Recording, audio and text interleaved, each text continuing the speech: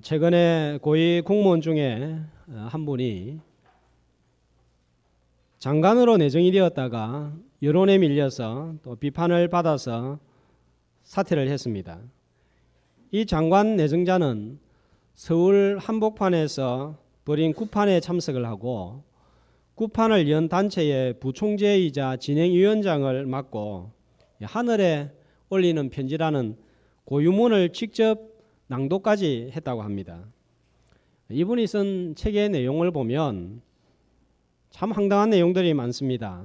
전생 환생 체험을 한 이야기를 기록하고 있는데 명상을 통해서 본인은 바닷속이나 지구에 47번 다른 모습으로 왔다가 갔다가 했답니다. 또 동학운동의 지도자인 전봉준 장군을 만나서 조선시대 말기 왕의 기록인 일승록을 받았고 사람이 죽으면 메모리칩 2개를 가지고 하늘로 가게 되고 하늘에 가면 영혼의 블랙박스가 존재한다는 주장을 펼쳤습니다. 한 나라의 장관으로 내정될 정도의 사람이라면 보통 사람은 아닙니다. 보통 사람들보다는 훨씬 많이 경험하고 많이 배우고 생각도 깊은 사람이에요. 그런데 행동하는 모습과 주장하는 내용을 보면 정말 황당한 겁니다. 영혼에 관해서도 인정을 하고 사후세계도 인정을 하는데 얼토당토 않은 내용을 믿고 주장을 펼칩니다. 어떻게 가만 보면 좀 정신적으로 문제가 있는 건 아닌가 싶을 그런 주장과 내용을 펼칩니다. 왜 이렇게 많이 배우고 경험도 많고 한 사람이 이런 이상한 주장을 펼치고 이런 이상한 행동들을 할까요? 영적으로 무지하기 때문입니다. 세상적으로는 똑똑합니다. 보이는 세상에 대해서 잘 알고 있습니다. 그러나 영적인 세계에 대해서는 완전히 어둠에 쌓여 있습니다. 아주 비범한 사람들 중에는 세상에 대해서는 박사인데 보이지 않는 세계에는 완전히 소경인 사람들이 있습니다. 영적인 장애인들이라 볼 수 있습니다. 이런 영적인 소경 장애인들은 예수님 당시에도 있었습니다. 오늘 본문에 등장하는 니고데모가 대표적인 사람입니다. 1절 말씀을 보면 니고데모가 어떤 사람인지 어떤 직업을 가졌는지 소개가 나오는데 제일 첫 번째 니고데모는 어떤 사람이었습니까? 바리새인이라 그랬습니다. 우리는 바리새인 하면 외식자 하는 선입견이 있어서 이 바리새인은 아주 몹쓸 사람으로 생각하지만 예수님 당시에 바리새인은 사람들로부터 아주 존경을 받는 인물이었습니다.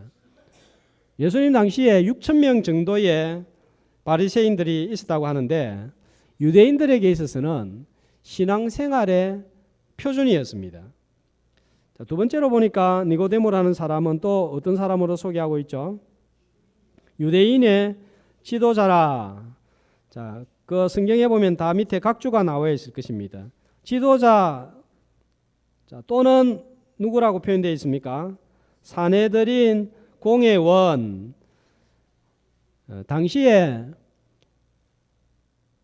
이스라엘을 이끌어가는 최고 기관이 사내들인 공회였습니다. 70명으로 구성이 되어 있었고 유대인들의 대표자들이었습니다.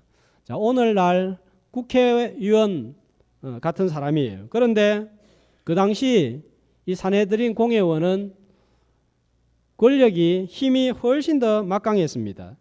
입법, 행정, 치리권 모두 가지고 있었던 거예요. 법도 정하고 시행도 공회원들이 행했습니다. 아주 영향력을 가진 정치적인 인물이었습니다. 10절에 보면 또 니고데모가 어떤 사람인지 예수님이 말씀하는데 어떤 사람이었죠? 이스라엘의 선생이었다. 아주 지적인 인물이었습니다. 박사 같은 사람, 교수 같은 사람이에요. 자, 여기에다가 요한복음 19장 39절 말씀을 보면 예수님의 장례를 치르게 될 때에 니고데모가 무슨 일을 했는지 나와 있습니다. 어떤 일을 했습니까?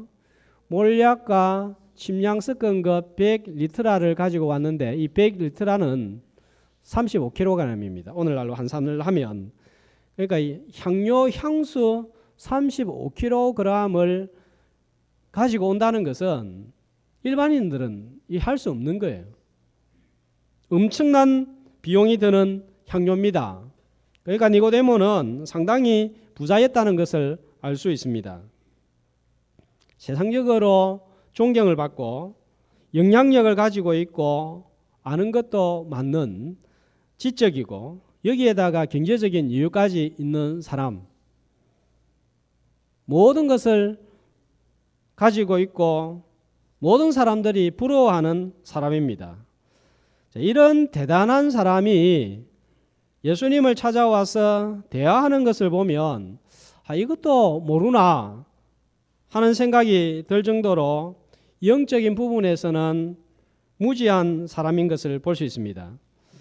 모든 것을 다 알고 모든 것을 다 가진 사람 같은데 예수님께 나온 것을 보면 뭔가 채워지지 않는 게 있는 거예요. 뭔가 인생에 풀리지 않는 숙제가 있었고 뭔가 채워지지 않는 마음 한편에 공허함이 있었습니다. 그런데 2절 말씀을 보면 니고데모가 예수님께 언제 찾아왔습니까? 밤에 찾아왔습니다. 그래서 오늘 말씀 제목이 밤에 찾아온 사람 하는 제목입니다. 왜 니고데모가 낮에 찾아오지 않고 밤에 찾아왔을까요?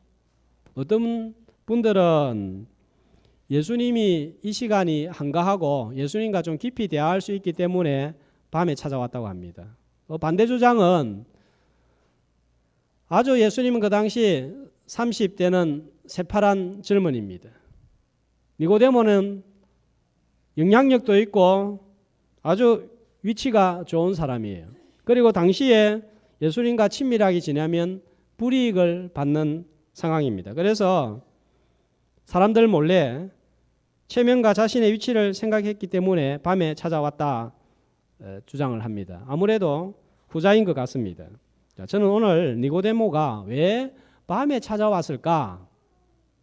이 이유를 따지기보다는 밤이라는 시점과 상황이 니고데모의 영적인 상태와 무관하지 않다는 것에 염두를 두고 함께 말씀을 나누려고 합니다. 밤은 어떤 시간이에요? 밤 하면 뭐가 제일 먼저 떠오릅니까? 어둡다, 깜깜하다 하는 거예요. 니고데모의 이름의 뜻은 세상을 위한 정복자 하는 뜻입니다. 그러니까 세상의 모든 것을 다 가진 사람처럼 보이는 니고데모였지만 영적인 상태는 어떻단 말이에요? 밤처럼 어둡고 깜깜하다 하는 거예요. 이렇게 영적으로 어두운 사람들은 몇 가지 특성을 가지고 있습니다. 본문에서는 이렇게 영적으로 깜깜한 니고데모 같은 사람을 통해서 사람을 가리켜서 예수님은 어떤 사람이라고 그러죠?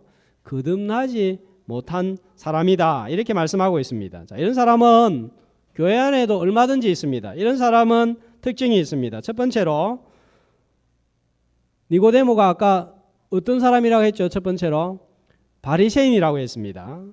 자, 바리새인은 아주 도덕적으로 윤리적으로 누구보다도 탁월한 삶을 살았습니다. 율법을 문자 그대로 받아들여서 그대로 상 가운데 지키려고 했습니다.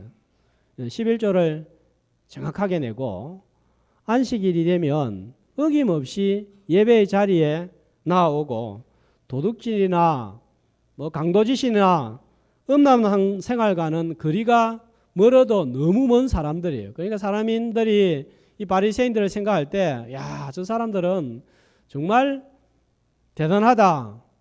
어떻게 세상 재미도 모르고 저렇게 말씀대로만 살 수 있을까 싶은 그런 사람이에요. 그런데 이 바리새인들에게는 문제가 있었습니다.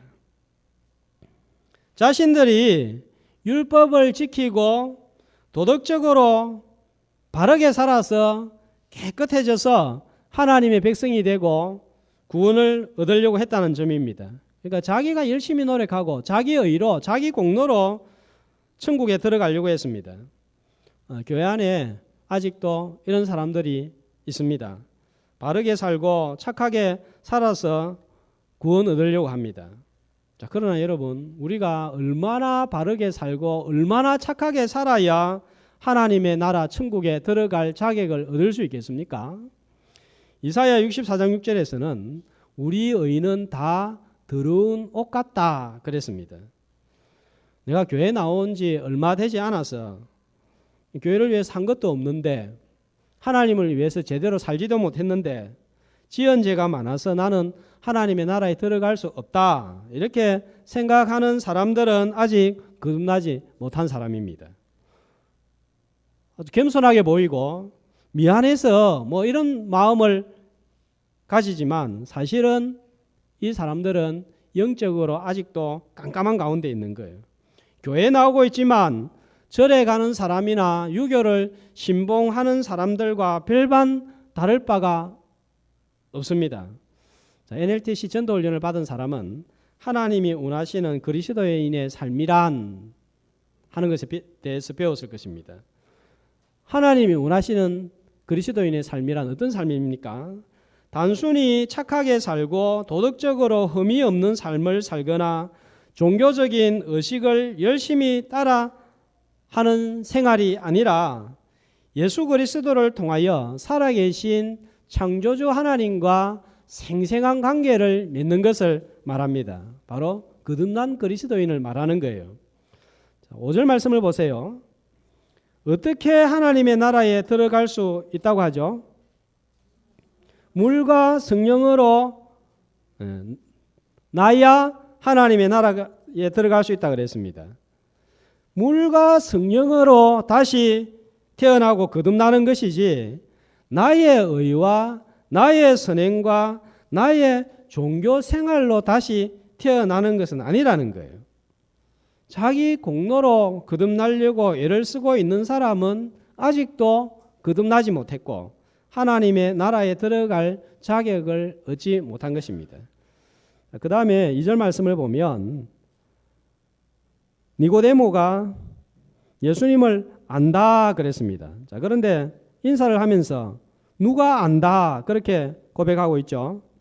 라삐여 누가 안다고요? 우리가 당신은 하나님께로부터 오신 선생인 줄 아나이다 그랬습니다. 베드로의 신앙 고백과 니고데모의 신앙 고백을 비교해 보면 분명한 차이점이 드러납니다. 누가복음 5장 8절에 보면 베드로가 예수님을 만나고 난 다음에는 알고 난 다음에는 이렇게 고백했습니다. 한 목소리로 시몬 베드로가 이를 보고 예수의 무릎 아래 엎드려 이르되 주여 나를 떠나소서 나는 죄인이로소이다. 두 사람의 고백의 차이점이 뭡니까? 니고데모는 우리가 예수님을 안다 그러고 베드로는 나는 죄인인 줄 알고 나는 예수님이 구주인 줄 안다 하는 거예요. 믿는다 하는 거예요. 오늘 아침에 우리가 예배를 시작하면서 사도신경으로 신앙을 고백을 했습니다. 시작이 어떻게 되죠? 나는 전능하신 아버지 하나님 천지의 창조주를 믿습니다. 어떻게 시작하죠? 처음이 나는이에요. 우리는 아니에요. 나는 그의 유일하신 아들 우리 주 예수 그리스도를 믿습니다. 나는으로 시작합니다. 자, 사도신경을 보면 우리가 주문처럼 외우고 있는데 내가 누구를 믿는지 내가 무엇을 믿는지 아주 간략하게 고백을 해놓은 거예요. 첫 번째 누구를 믿습니까? 하나님을 믿습니다. 그런데 그 하나님은 어떤 분이십니까?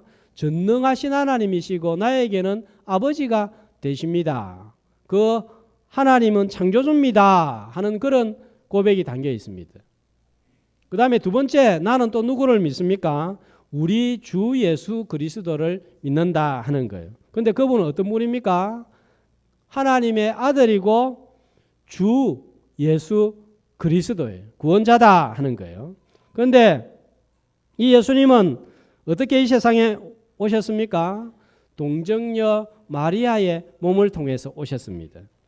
이 세상에 오셔서 어떤 일을 하셨습니까? 십자가에 죽으셨습니다. 그리고 3일 만에 부활을 하셨습니다. 그리고 다시 살아나시고 하늘에 오르셔서 승천해 계시고 지금은 뭘 하고 있습니까? 하나님 우편에 앉아 계시고 나중에는 뭘 하십니까? 다시 오신다는 거예요. 또 우리는 누구를 믿습니까?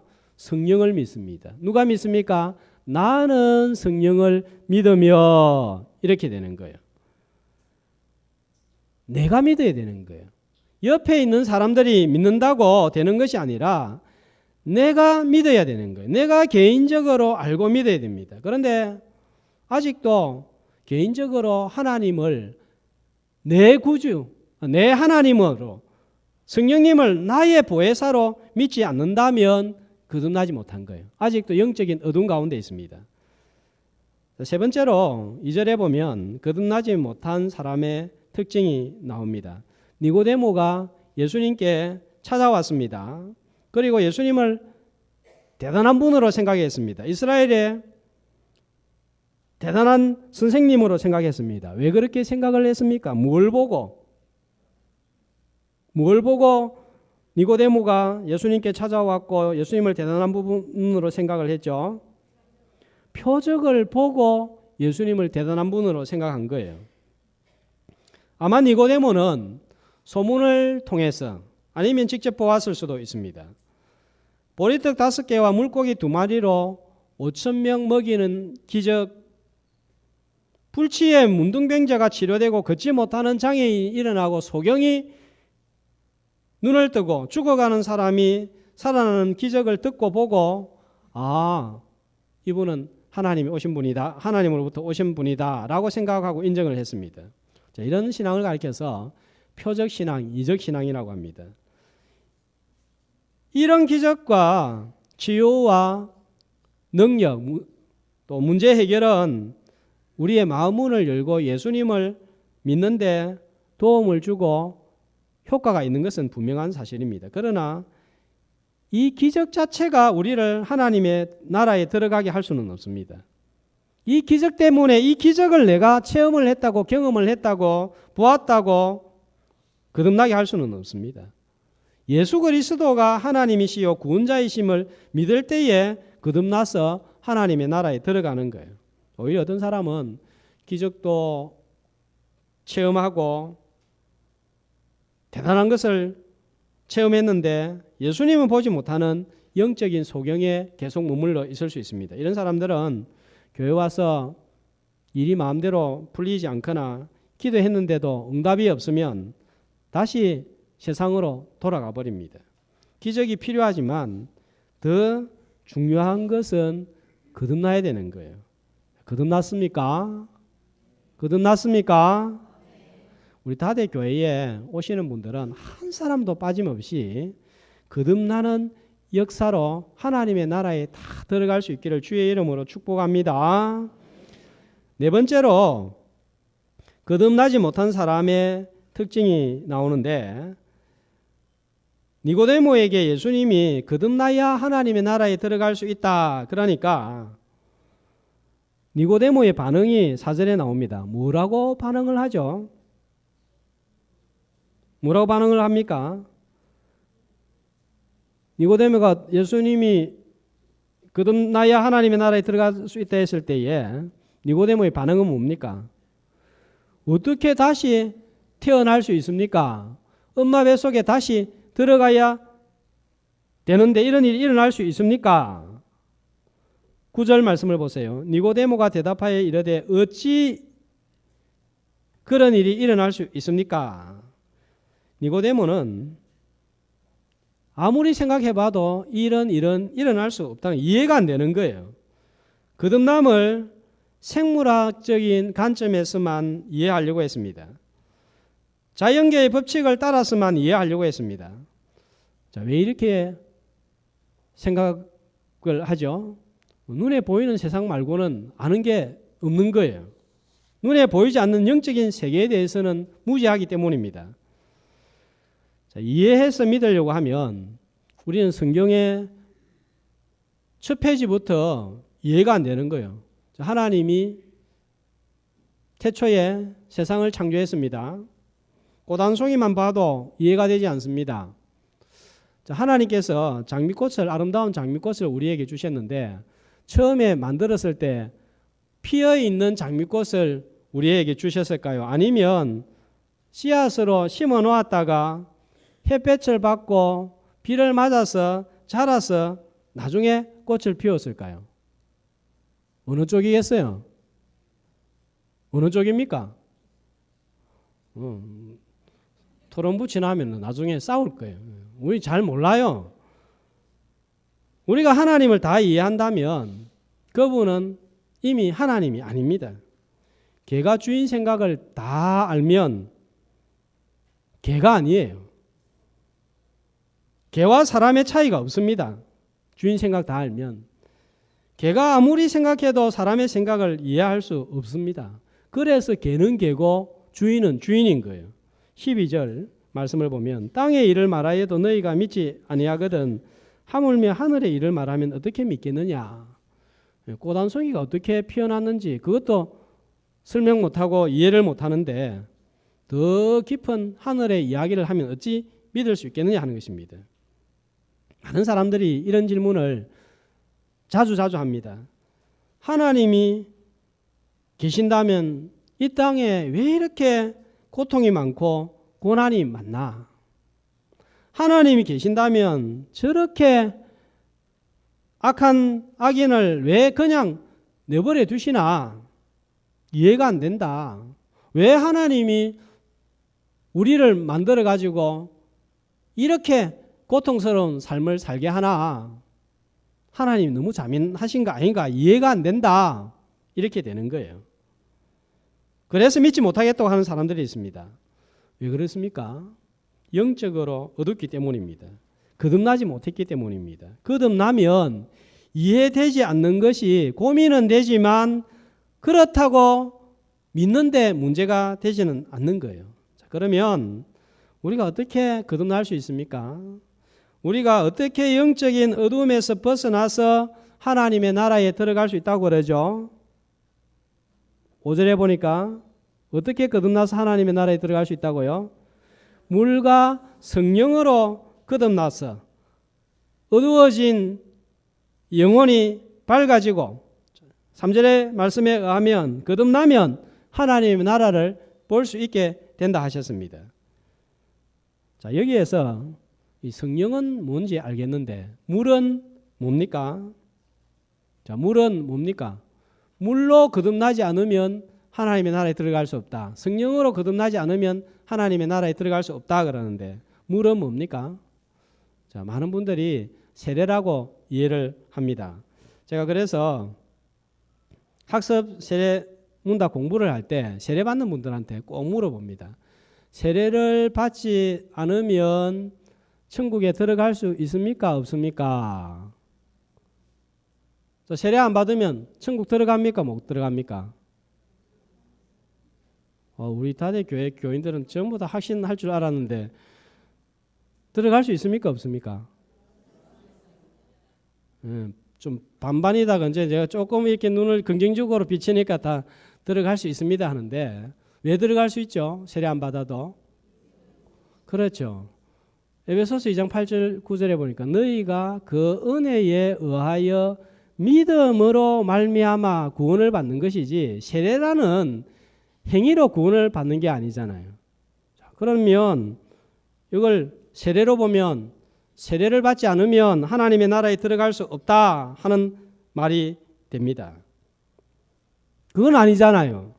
믿음으로 구원을 받습니다. 그러면 물이 의미하는 것은 무엇입니까? 에베소서 5장 26절은 이렇게 말씀하고 있습니다. 같이 이는 곧 물로 씻어 말씀으로 깨끗하게 하사 거룩하게 하시고. 자, 여기는 보니까 말씀을 어디에다가 비유하고 있습니까? 물에다 비유하고 있는 거예요. 성경은 여러 곳에서 말씀을 우리를 깨끗게 하는 물에다가 비유하고 있습니다. 그러면 5절 말씀은 이렇게 되는 거예요. 말씀으로 거듭나지 않으면 하나님 나라에 들어갈 수 없다 이거예요. 야고보서 1장 18절에 보면 또 같은 말씀이 나옵니다. 진리의 말씀으로 우리를 낳으셨느니라 그랬습니다. 말씀으로 우리는 거듭난다 하는 것을 알 수 있습니다. 베드로전서 1장 23절에는 너희가 거듭난 것이 썩어질 씨로 된 것이 아니요 항상 있는 하나님의 말씀으로 되었다 그랬습니다. 그래서 우리가 거듭나게 되는 것은 하나님께서 우리를 새롭게 거듭나게 하는 도구는 말씀이다 하는 거예요. 포항 한동대 초대 총장님이 김영길 박사님입니다. 이분은 미국에서 금속학을 공부해서 우주 로켓이 대기권을 벗어날 때 고열에 견딜 수 있는 금속을 개발한 천재 박사입니다. 이분이 유학 중에 아내를 따라서 교회에 나가게 됐습니다. 교회를 한참을 나가는데도 도대체 내가 교회를 왜 나가야 되는지, 왜 예수님을 믿어야 되는지 알 수가 없었습니다. 이런데도 교회를 나가면서 계속 교회를 나가야 되나 말아야 되나 고민을 하게 됐습니다. 고민을 하다가 어느 날 저녁 6시부터 밤 11시까지 성경을 펴놓고 쭉 읽기를 시작을 했습니다. 머리가 좋다가 보니까 읽다가 정리가 된 거예요. 정리가 되니까 깨달음이 왔습니다. 우리는 다 죄인이기 때문에 구원받으려고 하면 죄가 없어야 된다. 내 죄를 없애려고 하면 내가 스스로 죄를 없앨 수 없고 죄 없는 사람이 죽어야 되는데 죄 없는 사람은 아무도 없다.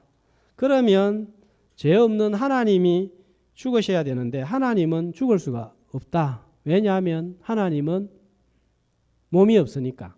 그래서 하나님께서 사람의 몸을 입고 세상에 오셔서 십자가에 달려 죽으셨고 그분이 바로 예수 그리스도고 그분을 믿음으로 나는 깨끗해지고 하나님의 백성이 된다 하는 결론에 도달하게 되었습니다.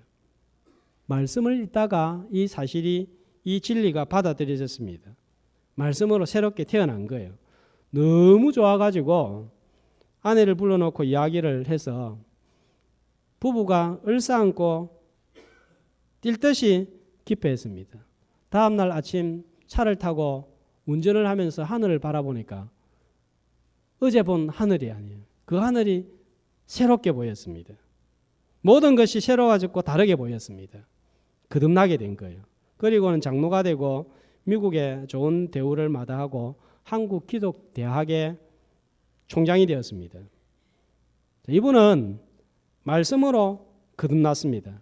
그러나 그분이 깨달은 진리라는 것, 박사가 아니라도 얼마든지 알 수 있는 거예요. 초등학생도 글을 모르는 할머니도 들으면 다 알 수 있는 내용이에요. 이 사형리 우리가 전하지 않습니까? 초등학교 5학년 수준에 맞추어서 제작된 내용입니다. 그런데 왜 박사라는 교수님은 이 사실을 전에 교회를 다녔는데도 믿지를 못했을까요? 어렵기 때문에 믿지 못하는 게 아니에요. 복잡하기 때문에 믿지 못하는 것도 아닙니다. 사람의 힘, 의지로 믿음을 가질 수 있는 것이 아니라 믿음은 하나님의 선물이기 때문입니다. 말씀만 가지고서는 거듭날 수가 없습니다. 오늘 말씀 보니까 어떻게 거듭난다고요? 어떻게 거듭난다고요?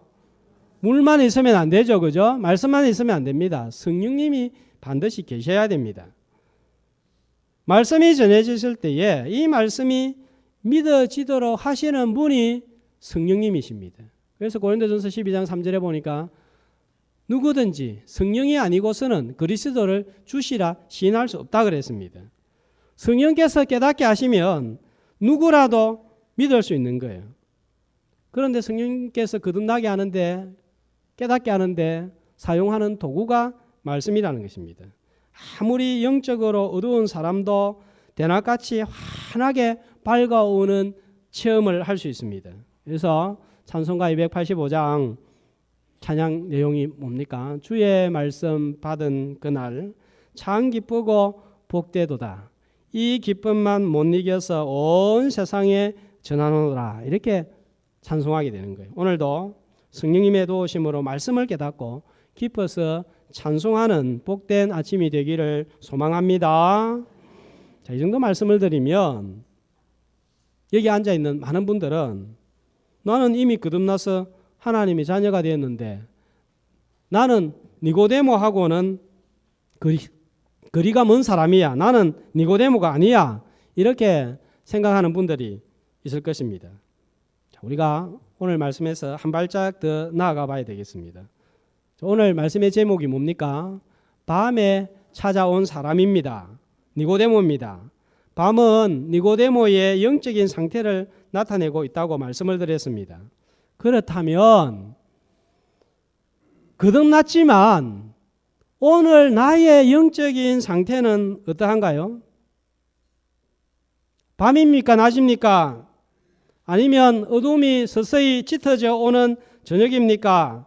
아니면 태양이 밝아오는 환한 아침입니까? 거듭나기는 했지만 영적인 상태가 거듭나지 못한 사람처럼 깜깜한 상태는 아닙니까? 아니면 유리창문에 안개가 낀 것처럼 뿌옇게 흐려져서 영적인 것을 제대로 볼 수 없는 눈에 이상이 생긴 것처럼 둔한 상태는 아닌가요? 우리의 영혼을 닦아야 됩니다. 안개를 먼지를 닦아내야 됩니다. 어떻게 깨끗하게 환하게 할 수 있을까요? 역시 물과 성령으로 깨끗하게 해야 됩니다. 말씀은 참 신기합니다. 조금 마음의 여유를 가지고 진지하게 말씀을 들여다보면 읽어보면 일주일에 몇 번인 한 번이라도 진지하게 여유를 가지고 스마트폰 다 꺼버리고 전화도 꺼버리고 한 10분 20분 정도만 앉아가지고 차분하게 말씀을 읽어보면 이 성경을 통해서 내가 누구인지 또 내가 해야 될 게 뭔지 하나님께서 알려주신다 하는 게 느껴지는 거예요. 그래서 시편 기자는 내 눈을 열어서 주의 법에 기이한 것을 보게 하옵소서 이렇게 기도를 했습니다. 내 모습이 드러나고 내 마음에 무엇이 있는지 드러납니다. 때로는 말씀이 나를 위로하기도 하고 때로는 내가 무엇을 잘못하는지를 알려주고 또 책망을 하기도 합니다. 뭘 해야 될지 이건 해야 되고 저건 하지 말아야 될 것 가르쳐줍니다. 디모데후서 3장 16절에 보니까 모든 성경은 하나님의 감동으로 된 것으로 교훈과 책망과 바르게 함과 의로 교육하기에 유익하니 조금만 신경을 써서 성경을 들여다보면 읽다가 보면 지금 하나님께서 내한테 이걸 말씀하시는구나. 이걸 하라고 하시는구나. 이건 하지 말라고 하시는구나. 이게 하나님의 음성이구나. 그렇게 알게 됩니다. 요한복음 10장 3절에 보면 이렇게 말씀하죠.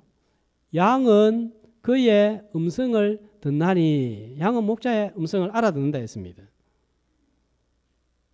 그런데 왜 우리가 하나님이 나한테 말씀하신다 이걸 못 알아듣습니까? 성경을 펴보지를 않습니다. 읽지를 않습니다. 성경을 읽는 것이 힘이 듭니다.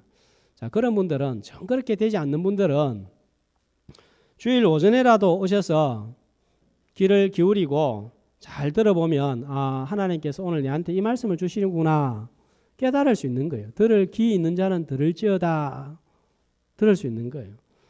또 성경 읽기가 힘든 분들은 너무 많이 읽으려고 하지 말고 집에 가서 주일 오전에 읽었던 말씀 한두 세 번 조용하게 읽어보고 새겨보면 그렇구나 하나님 이걸 원하시구나 알게 되는 거예요.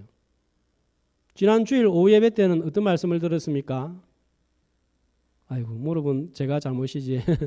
예수를 생각하라 하는 말씀이었잖아요. 너희가 피곤하여 낙심치 않게 하여 자기에게 거역한 일을 참으신 자를 생각하라. 예. 읽을 시간이 없으면 이 정도 읽었던 들었던 말씀 가지고 생각하다 보면 몇 번 읽다 보면 거역한 일을 참으신 자를 생각하라. 이런 말씀이 은혜가 되는 거예요. 왜요? 내를 거역하는 사람들이 얼마나 많습니까? 참으신 자를 생각해 보면 또 힘이 나고 견딜 은혜가 있는 거예요. 지난 수요일에는 어떤 말씀을 들었습니까? 에베소 교회에 관한 말씀을 들었습니다. 어떤 말씀이었습니까? 어디서 떨어진지를 생각하고 회개하여 처음 행위를 가지라. 다 아는 말씀이에요. 그런데도 한 번 생각하고 두 번 읽어보면 하나님께서 우리에게 들려주시는 음성이 있습니다. 만약에 성경을 읽다가 또 마음에 감동이 안 오면 다른 책을 봐도 좋습니다. 저도 목사이지만 어떤 데는 성경 읽는 게 지루할 때가 있고 성경이 눈에 안 들어올 때가 있습니다. 자, 그러면 다른 목사님들의 설교집을 읽어봅니다. 특별히 제가 자주 읽는 목사님의 설교는 스펄전 목사님, 로이드 존스 목사님, 맥클라렌 목사님, 제임스 보이스 목사님, 자, 이런 분들의 설교를 읽다 보면 그렇구나, 맞구나, 그렇지, 맞지, 이런 맞장구 치는 마음이 있는 거예요. 때로는 위로하시는 하나님, 은혜를 주시는 하나님, 용서하시는 하나님, 인도하시는 하나님, 나 같은 죄인이 뭐라고 이렇게 끝까지 사랑해 주시나, 이런 감격이 있고 눈시울도 적셔지는 역사가 있는 거예요. 성도라면 적어도 일주일에 한두 번은 이렇게 강한 어떤 하나님이 나한테 말씀하시구나 체험이 있어야 영혼이 살아나는 거예요. 그때 영혼의 빛이 들어와서 생기가 생기는 거예요. 말씀을 잘 듣고 가까이에서 하나님의 음성을 듣고 영혼이 환하게 밝아오는 아침을 날마다 맞이할 수 있기를 축복합니다. 그런데 안 되는 게 한 가지 있어요. 저는 목사니까 성경을 보고 나름대로 은혜를 받고 생각을 하고 죄인을 사랑해 주시구나 감격하는 여기까지는 잘 돼요. 그런데 그 들었던 말씀을 적용하려고 하면, 실천하려고 하면 참 이게 힘이 드는 거예요. 뭘 깨닫습니까? 내가 도저히 이 말씀을 은혜는 받았지만, 감동은 받았지만 지킬 수 없구나 깨닫습니다. 자, 그때 누구를 바라봐야 됩니까? 내 혼자 지킬 수 없다는 걸 알고 이런 부분을 도와줄 수 있도록 하나님이 보내신 분이 누구예요? 성령님이에요. 그래서 성령님을 가리켜서 뭐라고 합니까? 보혜사라고 합니다. 헬프, 도와주는 분이라 이 말이에요. 그래서 성령님을 의지하고 도움을 받는 거예요. 말씀을 깨닫는 것도 큰 은혜가 되지만 순종할 때에는 더 큰 능력을 체험하게 됩니다. 영혼이 환해지고 밝아집니다. 하나님의 함께 하심을 강하게 느끼게 됩니다. 내 힘과 능으로 되지 않고 하나님의 영으로 가능한 일입니다. 여러분 거듭났습니까? 거듭났습니까? 꼭 스스로 확인을 해야 됩니다. 물과 성령으로 반드시 거듭나야 됩니다. 그렇다면 내 영혼은 어떤 상태입니까? 자신한테 한번 물어보세요. 내 영혼은 어떤 상태예요? 밤입니까? 낮입니까? 말씀과 성령으로 새로워져서 영혼이 환해져서 하나님과 생생한 관계를 맺고 적용해서 승리하는 성도, 하나님의 놀라운 기쁨을 체험하는 성도들이 다 되시기를 주의 이름으로 축복합니다.